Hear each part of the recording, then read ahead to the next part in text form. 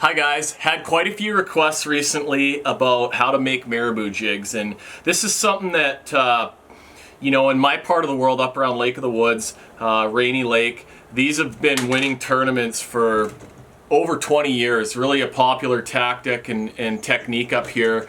But that little small jig, I mean, I've caught more 4-pound smallmouths on that than any other bait, hands down. So for me, I tie 3 different sizes of jigs: a 16th ounce, 3/32, and an 1/8. And I don't use the 1/8 very often. For current, big wind, maybe on the Great Lakes, a little bit deeper water. The 3/32 I use a fair amount, and then around home, where these things shine are on the really hot, nice, flat days when the fish are kind of cruising and milling around. You can see them, but they're hard to catch. The 16th is kind of the one, the go-to. So I've got one of each jig here, and you can see I tie a little bit of color inside of each one, and I do that so I know which size they are. So if I want to quickly grab one, so that's my 16th, that's my 3/32, and the purple is my 1/8. And I just keep them in a big Ziploc bag like that, labeled, and that's kind of how I just keep them organized.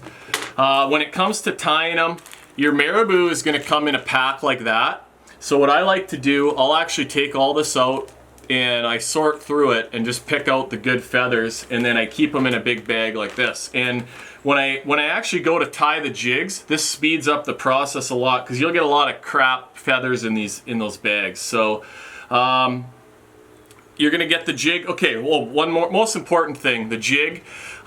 This is the only jig I've used for the last several years. It's a Bass Tactics B-Jig, and this is sold at Lake of the Woods Sports in Kenora, where I live. My buddy Brian Gustafson designed this jig, and on a jig head that size, for this technique, I don't know that the head design matters that much, whether it's a little ball head or a mushroom head. I get people ask that a lot, but you can see he's got a flat little head on this jig, and I think it just sort of helps it float through the water.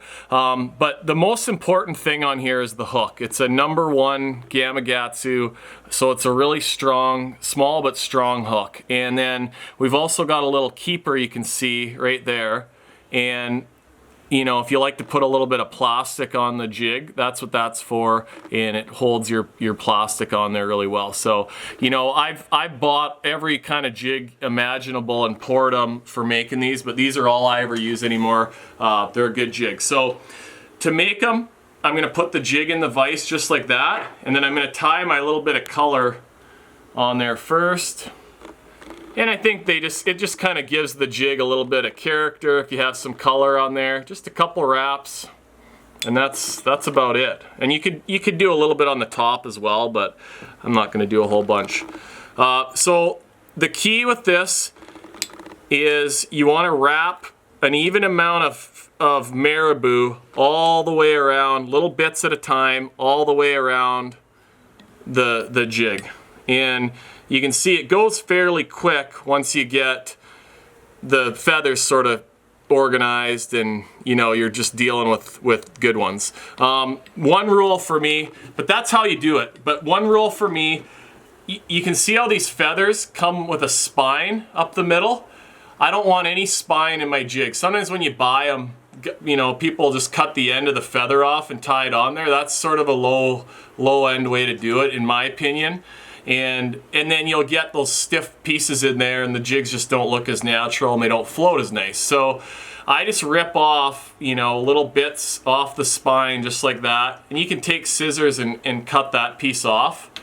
And then you're left with, a nice little amount to tie on the jig.